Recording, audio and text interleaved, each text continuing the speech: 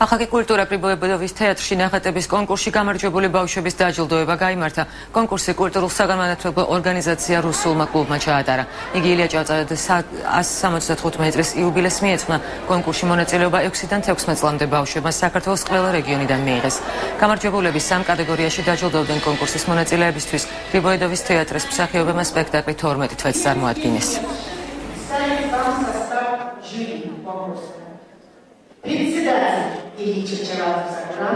რუსულმა კლუბმა ჩაატარა ბავშვთა ნახატების კონკურსი, რომელსაც უწოდეთ ჩემო კარგო ქვეყანა და ეს კონკურსი მიეძღვნა ილია ჭავჭავაძის იუბილეს. პირველი, მეორე, მესამე ადგილია, დიახ, 3 კატეგორიაში, ანუ სულ 9 გამარჯვებული გვეყოლება. ანუ ასახული ამ ნახატში თუ როგორი ბოროტი ამ ცხოვრება და როგორი კარგია თან ძალიან მნიშვნელოვანი იყო ეს კონკურსი ჩემთვის პირველი მიღწევა იყო ცხოვრებაში და უფრო გამიჩინა რაღაც ჟილკა, რომ უფრო მეტ რაღაც მივაღწიო.